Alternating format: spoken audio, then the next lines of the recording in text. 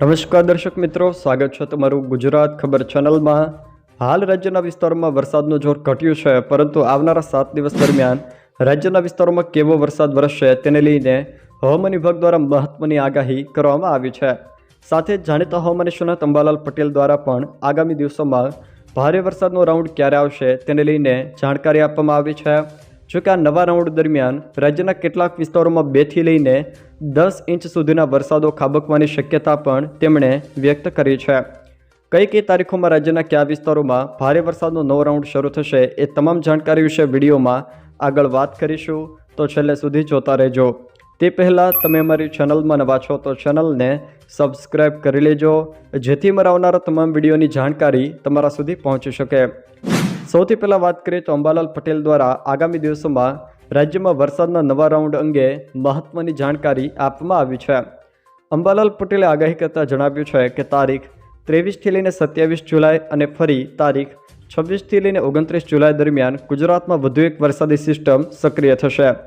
તારીખ 24થી લઈને 30 જુલાઈ દરમિયાન ગુજરાતના કેટલાક વિસ્તારોમાં અતિ ભારે વરસાદની શક્યતા પણ અંબાલાલ પટેલે વ્યક્ત કરી છે, જેમાં ખાસ કરીને તારીખ 26થી 29 જુલાઈ દરમિયાન ગુજરાતના કેટલાક વિસ્તારોમાં અણધાર્યો વરસાદ થશે તેવું પણ તેમણે જણાવ્યું છે।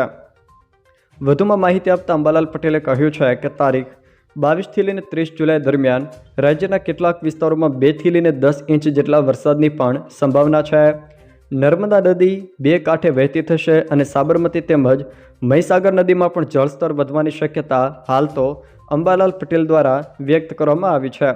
જોકે અંબાલાલ પટેલે ખાસ કરીને તારીખ 22થી લઈને 30 જુલાઈ દરમિયાન વરસાદી સિસ્ટમ સક્રિય થતાં ગુજરાતના કેટલાક ભાગોમાં 2 થી લઈને 10 ઇંચ સુધીના વરસાદો ખાબકી જાય એવી શક્યતાઓ પણ હાલ વ્યક્ત કરી છે।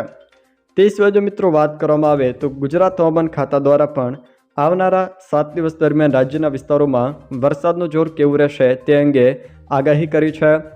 હવામાન ખાતે આગાહી કરતાં જણાવ્યું છે કે હાલ તો રાજ્યના વિસ્તારોમાં અતિ ભારે વરસાદ વરસે તેવી કોઈ શક્યતાઓ નથી, પરંતુ રાજ્યના છૂટાછવાયા વિસ્તારોમાં લોકલ સિસ્ટમોના કારણે કોઈક સ્થળે હળવાથી મધ્યમ ઝાપટા વરસી શકે તો કોઈક સ્થળે મધ્યમ વરસાદની પણ શક્યતાઓ છે, પરંતુ હાલ તો અતિ ભારે વરસાદ વરસે એવી કોઈ સિસ્ટમ સક્રિય નથી।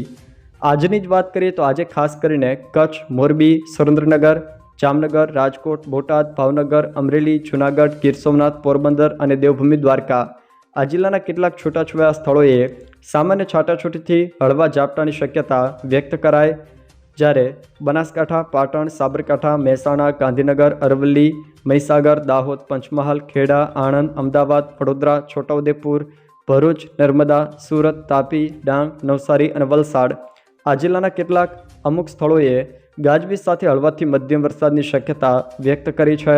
જોકે અતિ ભારે વરસાદની કોઈ શક્યતા હાલ તો વ્યક્ત નથી કરાય। જોકે રાજ્યના એકાદ વિસ્તારોમાં મધ્યમથી ભારે વરસાદ વરસી શકે, બાકી તમામ વિસ્તારોમાં હળવાથી મધ્યમ ઝાપટા તેમજ કોઈક સ્થળે મધ્યમથી ભારે ઝાપટું વરસી શકે। 18 અને 19 તેમજ 20 તારીખની વાત કરીએ તો અહીંયા તમે જોઈ શકો છો તે મુજબ 18, 19 અને 20 તારીખે રાજ્યના તમામ જિલ્લાના અમુક સ્થળોએ ગાજવીજ સાથે હળવાથી મધ્યમ વરસાદની શક્યતા વ્યક્ત કરાય છે। જોકે રાજ્યના છૂટાછવાયા વિસ્તારોમાં કોઈક સ્થળે હળવોથી મધ્યમ વરસાદ વરસી શકે। જોકે હાલ તો ભારે વરસાદની કોઈ શક્યતા વ્યક્ત નથી કરાઈ અને રાજ્યના વિસ્તારોમાં હાલ સારી એવી વરાપ જોવા મળે એવી પણ શક્યતાઓ છે।